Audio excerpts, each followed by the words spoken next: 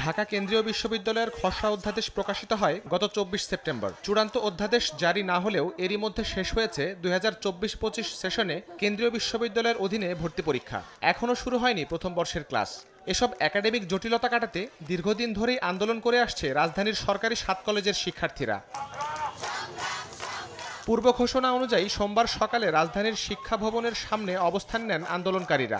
দুপুরে নেমে আসেন মূল সড়কে। জানান, সরকারের পক্ষ থেকে ইতিবাচক সাড়া না পাওয়ায় ব্লকেট কর্মসূচিতে বাধ্য হচ্ছেন তারা। অধ্যাদেশটা না পাই সেক্ষেত্রে আমরা এই যে ক্যাম্পাস ভিত্তিক যে ঝামেলাগুলো হচ্ছে সেগুলো হবে। 24-25-এর ক্লাস নিয়ে আরও ঝামেলা হতে পারে, পরিচয় নিয়ে ঝামেলা হতে পারে। তো এই সংকটগুলোর যদি আমাদের সুষ্ঠু সমাধান লাগে সেটার জন্য আমাদের অধ্যাদেশ অবশ্যই প্রয়োজন। তো সরকার ওখানে আমরা যখন যাচ্ছি তখন আমাদের সাথে কোনো বসার বা একটা মীমাংসাত্মক বিষয় হওয়া দরকার আছে, কিন্তু এটা মীমাংসা করতেছে না।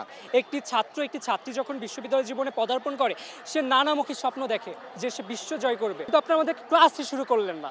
তাই আমরা আজকে বাধ্য হয়েছি এই কর্মসূচিতে।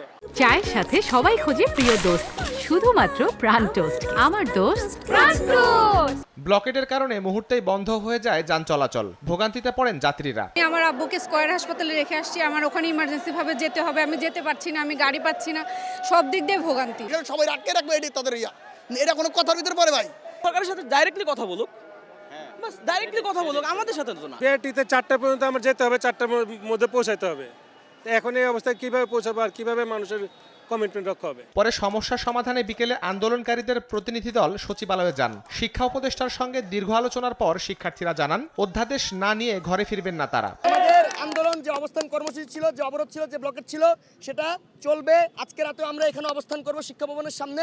পরবর্তীতে আগামীকাল থেকে অথবা পরশু থেকে আমরা কঠোর থেকে কঠোরতর কর্মসূচি যাব। 2017 সালে পূর্ণ প্রস্তুতি ছাড়াই জাতীয় বিশ্ববিদ্যালয় থেকে আলাদা করে রাজধানীর সরকারি 7 কলেজকে ঢাকা বিশ্ববিদ্যালয়ের অধিভুক্ত করা হয়। এরপর থেকেই নানা সমস্যার কথা তুলে ধরে ধারাবাহিকভাবে আন্দোলন করে আসছেন প্রতিষ্ঠানগুলোর শিক্ষার্থীরা।